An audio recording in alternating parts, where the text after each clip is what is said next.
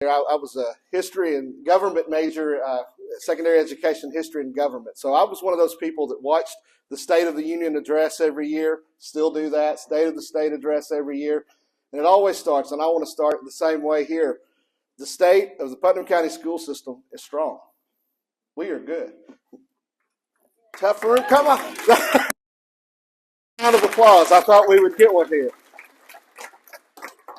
So I always like to start these school systems talking about our mission and vision in the Putnam County school system. Our mission is to provide a first-rate education for the students of Putnam County. That's what we deserve. We don't do anything second-rate in Putnam County. In our community, we want to be the best. We want to be leaders. And that's our mission in the school system, is we want to provide the very best education and the very best opportunity for our students. When you look at school system stuff, when you look around the school system stuff, you see the words engage, inspire, and achieve. And that's what we look to do every day. We want to engage our students. We want to inspire our students. We want to do that so that they achieve academically, that they develop socially and emotionally. We want our students, when they leave us, what all those words mean to me is when a student leaves our classrooms, whether that be kindergarten going to first grade, first going into second grade, all the way till they graduate, that they're ready for the next step. Whatever opportunities are in front of them, we want our students, when they graduate, when they leave our school system, we want our students to be prepared for the opportunities in front of them. If they're going to TCAT, if they're going to a 2-year JUCO at Ball State, if they're going to Tennessee Tech, if they're going to the workforce, we want them to be competitive. We want them to be comfortable and know that we've provided the skills and the opportunities for them to be successful, whatever that may be. We look at this past year, we went through the new development for a strategic plan, a new 5-year strategic plan in the school system. When we think about our mission and vision and how are we going to get there, what are we going to do, at the very front of mind is our students. Our primary responsibility, our primary focus in the school system is to provide an environment for our students to learn, to achieve academic success. That's our very first goal, and that's noted in our strategic plan. When you look at that, we want to ensure that all of our students have the tools necessary to be successful academically on whatever measure the state provides, whatever we put out that they're graded on, whether that's TCAP, EOC, end of the ACT measures. We want our students to be academically successful. We want to make sure from the district perspective that we're aligned from the district office through our schools to make sure that we're providing opportunities to meet that goal. That's our primary goal. Number one, student success. That's what we're about in the school system. We can't get there without our people. We want to have the very best teachers, the very best administrators, the very best bus drivers, the very best school nutrition employees, maintenance personnel. In order to do that, it's very competitive, and it's hard out there. There's not as many people going into education as when I started. 25 years ago, we were fighting to get a job. That's not the way it is anymore. Now we're begging people to go into education. And we don't want just anybody. We want our best. We want the best people in front of our kids. In order to do that, we have to be competitive. We've got to provide competitive salaries. We have to provide competitive benefits packages. We work with our county commissioners, and I say Mayor Porter is here today, some of the other commissioners. We work with our county commission to make sure that we do that. We don't want to provide the bare minimum. We want the best in front of our kids. So that's a big part of our strategic plan is our people and making sure that the people we bring in and that we have teaching our students that they are the best that we can provide. Same thing with our facilities. We want to make sure we've got aging facilities. We need new facilities all the time as we grow. We all know we're in a growing community, but we have to maintain the facilities we have. And we do a great job. Our maintenance personnel do an excellent job maintaining the facilities we have. Our community expects that. I think that's just part of what we do, and it has to be part of our strategic plan. How are we going to make sure? One of the questions I think I saw earlier, someone is asking how we prioritize dollars, and it's really based on the need within the facilities. And we'll talk about that more when we get to the questions and answers portion of this. But again, with our facilities, we just want to make sure that we maintain them, that we take care of them, and that we're using our tax dollars wisely. Just a snapshot of our school system. A little over 12,000 students. Our highest enrollment month every year is in December, so we took this snapshot in December looking at our school system. We had 12,156 students at that time. We're the 13th largest school system in Tennessee, as mentioned earlier, out of 147 districts. We have 11 elementary schools, 4 middle schools, 3 traditional high schools, and then 4 non-traditional schools that are mostly on the campus of White Plains. And I say mostly, we have some of the vital courses at Prescott and parsed out. Again, we're kind of limited on space. Some of the adult education are in the UCHRA building, but most of those are housed on the campus of White Plains. When you look at our budget, something for those who follow the budget stuff every year, this is kind of an exciting thing for us, but our general purpose budget this year is going to be a little over $115 million. And that's a big increase from last year when we were at $103 million. The state of Tennessee, this year we have a new funding formula. For over 30 years, we had what we called the BEP, the Basic Education Program, that funded our schools. Now we have the TISA formula, the Tennessee, I just drew a blank, but Tennessee Improvement in Student Academic Success, I think is what that stands for. Long story, it's a new funding formula, but it added over $12 million to Putnam County school system for students. So we're excited about that. When we think back to that first slide and we talk about how do we meet those priorities, the student academic achievement, aligning our goals, the people, the facilities, this gives us more opportunity, and we're able to do that without a local tax increase.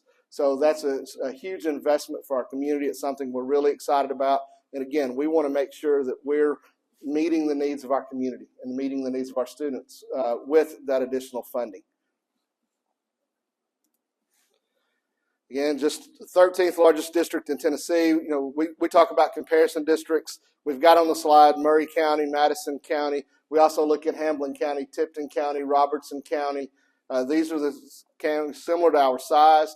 A lot of times in the Upper Cumberland, people like to compare us to our neighbors. We have more students at Cookeville High School alone than most of our neighbors have in their entire school system. So we don't really compare to Jackson County, Clay County, Pickett County, Overton County. These are the districts we compare to. This is who we're competing against. This is who we want to look at when we look at our student demographics, when we look at our pay, our compensation packages. I think it's only fair for our teachers we look at those counties. But also we do have to outpace our neighbors because those counties are fighting for the same teachers that we are. Second largest employer in Putnam County. Cookeville Regional is the largest. Tech is the third largest. So we're the second largest in Putnam County. I know Mayor Porter gets a lot of questions about this when we go through the budget process. The school system, the largest budget in the county is the school system budget. By far, the largest budget. We're also, again, by far the largest employer. If you look at the number of employees in Putnam County, and that's the budget, that are people. We're a people-driven thing. That's where most of the money, 85% of our budget goes back into people. 2,600 county employees. Over 1,700 of those are school system employees. So that's why the budget, we drive so much of the county budget. Just a quick snapshot of our demographic breakdown. We're mostly white. We know that here in Putnam County. The next largest demographic for us is our Hispanic population at 16. That percentage rises a little bit, seems like every year, by 0.5% to 1%. And we think this will be similar, and then our black population at just under 4%, Asian at 1.5%. But we mirror our community. Our school system is just a microcosm, just a quick snapshot of the Putnam County community. So, the big thing I want to touch on is as we get ready to start a new school year, student safety, school safety. This is something that is huge for our teachers as they return to in-service. All of our teachers will go through safety drills, safety protocols over the next 2 days before students ever walk in the classroom. We think that the biggest bang for the buck that we get out of our safety money, the safety things we have, is we have an SRO in every school. In Putnam County, and again, I want to talk just for a minute here, we led the way in Tennessee for a lot of this stuff, and we continue to lead the way. With Sheriff Ferris and the County Commission, we partnered several years ago to make sure that we had an SRO in every school. That's not the reality in the Upper Cumberland. That's not the reality in the state of Tennessee. People are struggling to do that. We've had that for several years now in Putnam County, and we think that's an important investment of our tax dollars, an important thing for our students. Also in Putnam County, going back several years ago, partnering with the LEPC, which is the Local Emergency Planning Commission. That's a group that meets every month. A lot of folks aren't aware of this, but this is a group that when Mayor Porter, you may have been the EMS director at the time we started LEPC. But it's a group of people coming together from EMA, EMS, 911, the hospital, the nursing homes, fire, police, all the municipal agencies, those folks meet every month. We have a subcommittee with the LEPC that the school system's a part of. It's the CERT, School Emergency Response Teams. They advise the schools. They help us plan our emergency drills. They look at the vulnerabilities in the schools. We do site assessments every year through that committee. And then as we get safety grant funds or other things for what we might need in a school, that group advises and helps us. We're using experts to do that. We're trained to be educators, not safety people. We lean on them to guide and direct the safety planning, and then we learn from them, and we all work together. We have a great relationship with our sheriff's department, with the SROs, but we also have a great relationship with our municipal police departments in Allgood, Baxter, Cookeville, and Monterey. They regularly stop by our schools. The officers come in when they're on patrol. They'll come walk the halls. They'll help check doors, check in with the SROs. If something is happening at one of our schools, our municipal departments respond. So again, that gives me comfort as a parent. My wife is also a teacher in one of our schools, as a parent, as a spouse of an employee, but also for all of us, just knowing the type of relationship we have, that it's an all hazards approach, but we look at all aspects of school safety. We conduct monthly safety drills within the schools. When you look at the safety funds we have, a lot of our schools that are older, you'll hear a lot of talk about security vestibules. Basically what that is when you walk into a school as a parent, we've had the buzzers for a while. You can't just walk in, you have to buzz in, show your ID. But now you also have to walk through this vestibule to go into the office. We don't have that in all of our schools yet. We're having to retrofit several of them. That's been a priority for the past several years, so that a parent or a visitor to a school don't have immediate access just to walk in. You have to go into the office before you get access to be out in the students and make sure who you say you are, why you're there, and often escorted to whatever location of the building that you are wanting to visit. After the Covenant shooting, a lot of talk about ballistic film, and this is something that we've looked at in the past. We continue to look at, talking to vendors about providing the ballistic film, and that's going to be something that we think will be a priority this year as we move into using our safety funds. And this is the film that you can't bust through. You can't just shoot out the front door and walk in. And we've had a couple of demonstrations with the sheriff's department, some interesting stuff. Again, safety is always at the forefront of our minds. Mental health resources for our students. This one's tough. Students are coming to us at younger ages, elementary school, middle school, high school, with more diagnosis of anxiety, more diagnosis of depression, just more stuff. Life is coming at them, and it's tough. A lot of times we think it's related to the cell phones. They're just exposed to so many things that we weren't exposed to when we were children, and it's a hard thing for us to manage, but we work at it. We have a counselor in every school that's there for the students. Parents can work with our school counselors. Students have regular appointments, visits with our school counselors. We partner with outside agencies. One counselor, two counselors, whatever that number may be in the school, can't provide all the services our students need. So we partner with Centerstone Health Connect and Volunteer Behavioral Health.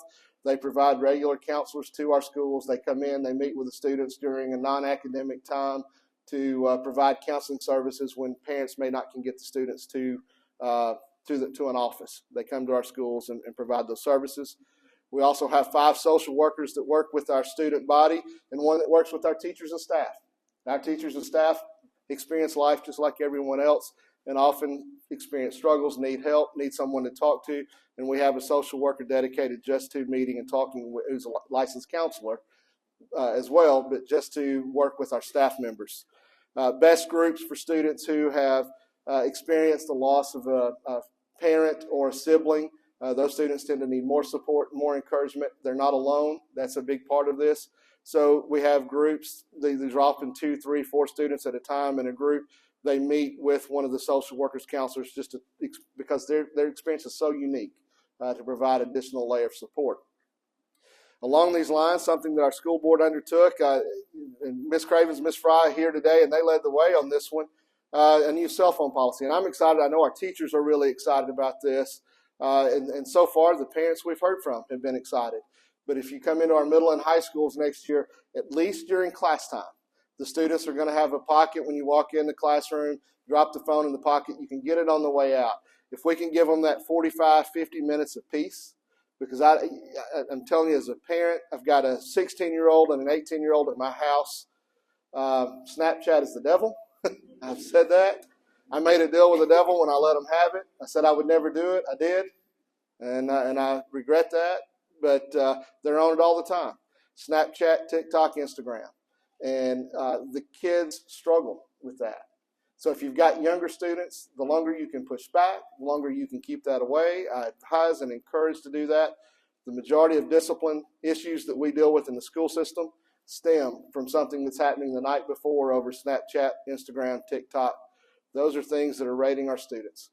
We know that. We know that as parents, and yes, it affects their school day. So we're hoping to give them at least some quiet during class time. All right. I want to talk just for a minute on this data slide. What's happening in Putnam County schools? So, the important takeaways here, we continue to exceed and outpace the state in our categories. We continue to exceed and outpace the Upper Cumberland in these categories in most areas of Tennessee. The caution here, when you see 39.3% of Putnam County students met or exceeded expectations in ELA, everybody's like, well, that means 60% of our students aren't. No, that's not what that is. That's not what this data was intended to use. That is not grade level. I'm not going to get on my soapbox today about this. But to meet or exceed expectations in Tennessee, that means that a student is scoring based on a percentile in the 65th percentile. That means a student is scoring higher than 60 to 65% of the students in Tennessee. So 40% of our students are outscoring 60 to 65% of the students in Tennessee. That's where those numbers come from. And that's how the state sets the bar for that meeting expectations. The majority of our students, just like Tennessee, the majority of the students in Tennessee fall in the approaching category. They fall in the 45th percentile to the 65th percentile. If you're imagining a bell curve, that's that group right there in the middle. Those are good, average students. They're on grade level. They're performing right where they should be. These are students who are going to score 18, 19, 20, 21 on an ACT. They're going to be able to go to TCAT. They're going to be able to go to Vol State. They're going to be able to go to Tech, be successful, or enter the workforce if that's what they choose. That's right where our students should be. We still want to outperform the others across the state.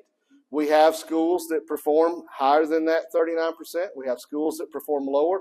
Our job is we're trying to reduce that variability so all of our students are performing at that level or higher. And that's our challenge. It's a focus that we have as we move into the school year. And that's really all I want to say about the data. We tend to do pretty well in Tennessee. You'll see the rank last year, we were 33rd out of 147 districts. We anticipate being somewhere in that. We tend to do really well. The districts who outperform us every year are the high socioeconomic districts. When you look at Franklin Special, Williamson County, Collierville, Germantown, Maryville City, it's just those students are coming from a different background. As one of the trainers last week said, you have a student comes to us from a home where both families or both parents are educated. They're there together. The student comes to us with this huge vocabulary. They might have a 2 million word vocabulary when they enter school. Or you've got parents where that's not the case, and the student comes in, they might know 1,000 words and 500 of them they can't say in schools. They're coming to us at a different place.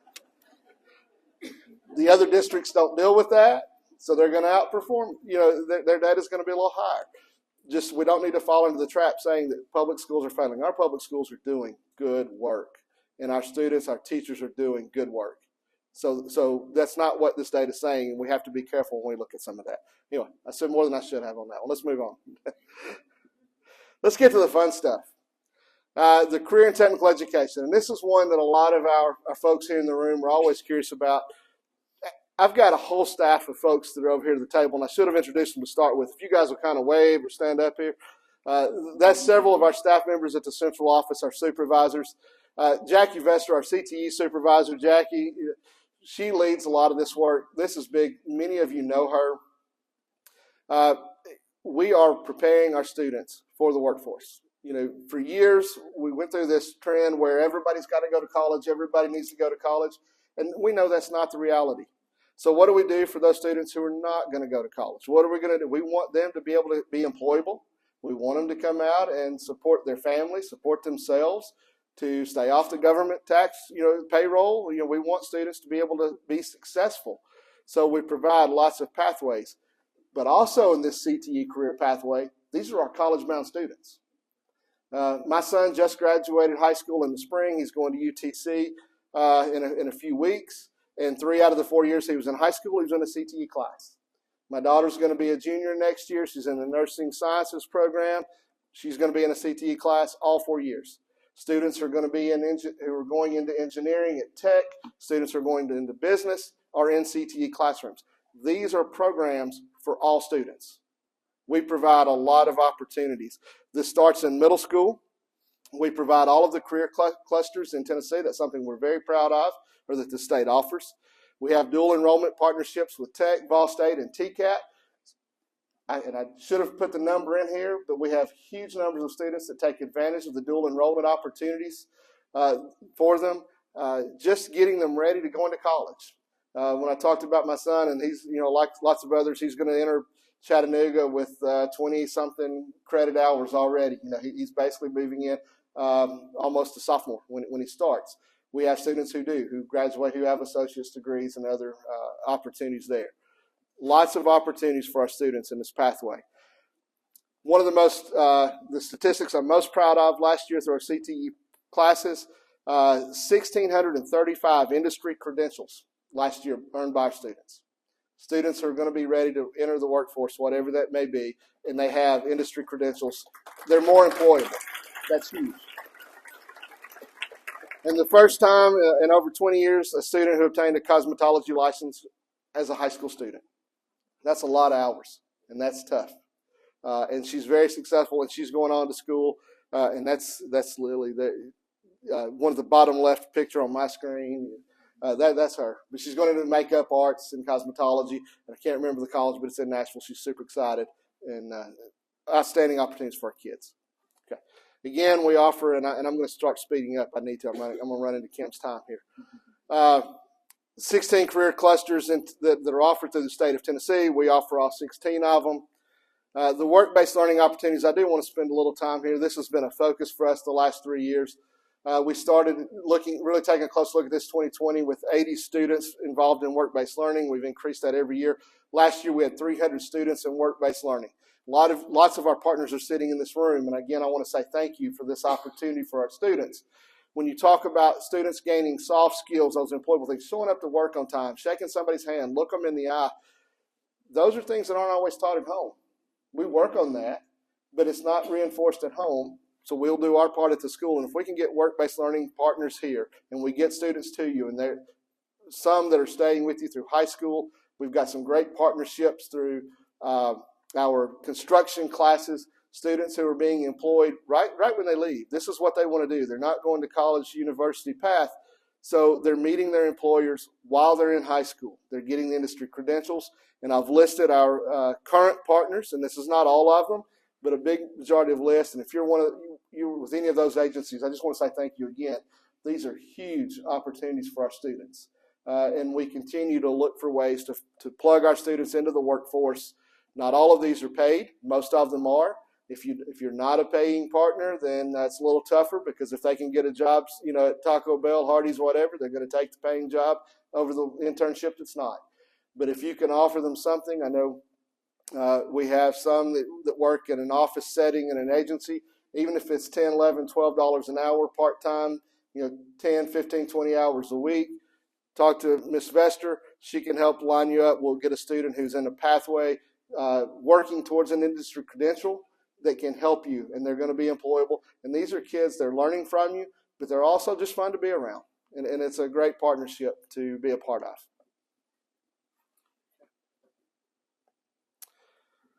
Looking ahead, we're continuing again, looking at our middle and high schools for the post-secondary opportunities, being a part of the workforce development. I'm going to try to move through this quickly, just looking at the slide.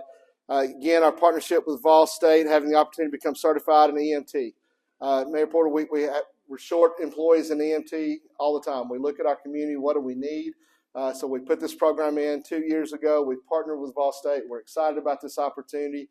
We're adding criminal justice programs. It's hard to find officers at both the jail that we're getting ready to open, but also just road officers. We have criminal justice programs now at Cookeville and Monterey. We're excited about those opportunities for our students. Again, continuing the nursing pathway, aligning with Cookeville Regional, and I talked with them here in the room. We're transitioning from a CNA pathway to a CMA pathway, Certified Medical Assistant, to provide more opportunities at the hospital, but our individual doctor's offices for our students. We work closely with the Highlands Economic Partnership on this piece. We want to make sure that whatever our base needs in Putnam County, that's what we're providing our students. Let's move on. The ESSER funding, this is the last year. These were one-time funds from the federal government, COVID relief. We're continuing programs and tutoring, intervention materials, personnel, and we've also got the Upperman High School expansion. Again, these have helped us because we had to have more space for kids where we're growing. So we're able to do that with the ESSER 3.0 funds. That's been a huge benefit to our community. Also building the new Parkview Elementary School. If you've not been by there, the walls are going up. It's exciting. There are people everywhere. We're anticipating that opening or being available to open next spring. It'll be the fall of 24 before we actually open the building. And then hopefully Upperman High School expansion will be complete this fall, and students will be ready to occupy that by the spring semester. So a lot of exciting things in growth and building expansion. And I'm going to stop talking because you guys have heard enough from me. And you need to hear from our school board members. And I've got a bio here from Kim too because they asked us to do this. We couldn't do any of this with our school system without our school board members. They guide us. They're part of the community. Their kids are part of the community. They come to our schools. Again, when I talk about the schools being just a microcosm of the community, we are. And the community values are so important. And our school board members represent their constituents. And they mirror the values and the expectations that are set for them. So when you hear some of the stuff that's going on and people say, well, this is crazy stuff's happening in public schools out here, it's not happening in Putnam County. And it's not going to happen in Putnam County because we keep electing the right people who are going to sit on the school board to say, that's not going to happen here. This is what our community expects, and this is how we're going to move forward. That helps us do our job. And so I'm so appreciative, and I wanted to say that before I read this bio.